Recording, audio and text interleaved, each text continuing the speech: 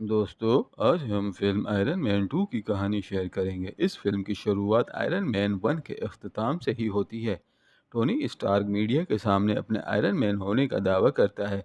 Russia में इस खबर को सुनते ही एक बूढ़ा शख्स मर जाता है। ये आदमी एंटो था, जो एक साइंसदान भी था और वो टोनी के फादर का पार्टनर भी था। एंटो ने टोनी के फादर के साथ मिलकर आर्क रिएक्टर को डिज़ाइन किया था। एंटो इस टेक्नोलॉजी को बुरे लोगों को बेचकर पैसा बनाना चाहता था, लेकिन टोनी के फादर ने उसे ऐसा नहीं करने दिया।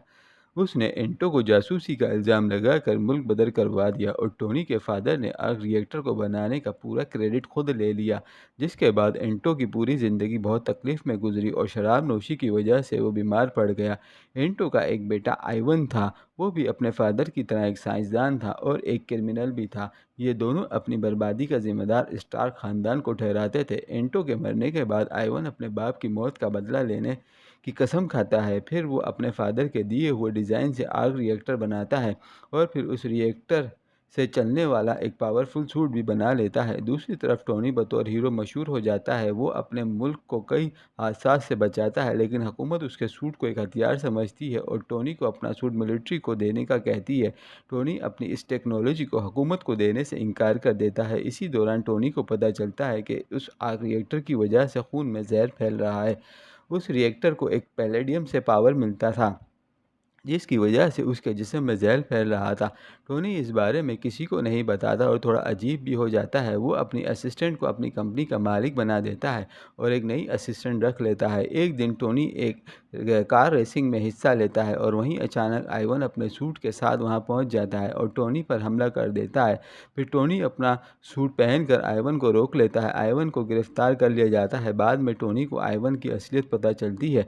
यहाँ पर टोनी आइवन को रिएक्टर की खामियां बताता है। दूसरी तरफ हैमर, जो स्टॉक कंपनी का एक कंपटीटर था, वो आइवन की इस हरकत से बहुत खुश होता है और उसे जेल से छुड़वा लेता है और अपनी कंपनी में रख लेता है ताकि वो आयरन मैन जैसे सूट बनाकर हुकूमत को बेच सके। टोनी अपने बर्थडे वाले दिन सूट पहनकर खूब तमाशा करता है और उसे रोकने के लिए उसका दोस्त सूट पहन लेता है। उनमें लड़ाई होती है और वो टोनी का सूट लेकर चला जाता है। टोनी को पहले से ही मालूम था, इसलिए वो अपने सिस्टम को लॉक कर देता है।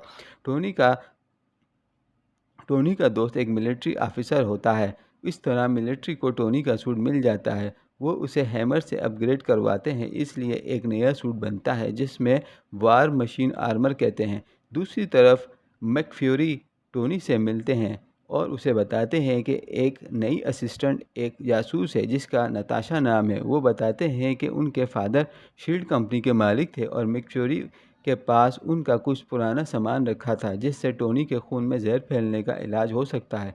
मैकफ्यूरी टोनी को एक सूट केस देता है जिसमें टोनी के फादर का एक वीडियो भी है। इस वीडियो में एक खुफिया पैगाम होता है जिसको टोनी समझ जाता है। यह पैलेडियम की जगह इस्तेमाल होने वाला एलिमेंट है जिसको टोनी बनाकर पैलेडियम से छुटकारा हासिल कर लेता है। आइवन अपने सूट को बेहतर तरीके से बना लेता है। टोनी को पता चल जाता है कि आइवन अपने दुश्मन हैमर के साथ मिलकर काम कर रहा है। दूसरी तरफ हैमर अपने नए सूट की नुमाइश अवाम के सामने करता है। वहीं टोनी हैमर से तहकीकात करने के लिए वहां आ जाता है, लेकिन आइवन उन तमाम को हैक करके टोनी पर हमला कर देता है। टोनी उन तमाम को लेकर तबाह कर देता है। इसी दौरान हैमर को अरेस्ट कर लिया जाता है। दूसरी तरफ नताशा आइवन को पकड़ने के लिए हैमर की कंपनी जाती है, लेकिन वो वहां से भाग जाता है। नताशा टोनी और उसके दोस्त के सूट को अपग्रेड करती है। फिर वो दोनों दुश्मनों का सामना करते हैं। आइवन इस तरह हार जाता है और आखिर में आइवन अपने सूट को एक्सप्लोड कर देता है, जिसकी वजह से आइवन मर जाता है। फिर मैकफ्यूरी टोनी से अवेंजर इनिशिएटिव को शुरू करने के लिए मिलता है, लेकिन टोनी ये फैसला करता है कि अभी वो इस टीम के लिए फिट नहीं है। तो दोस्तों, ये थी आयरन मैन 2 फिल्म की पूरी कहानी। अगर आप ये वीडियो पसंद आई है तो इस वीडियो को लाइक और शेयर ज़रूर करें और मज़ीद वीडियो के लिए इस चैनल को सब्सक्राइब करें।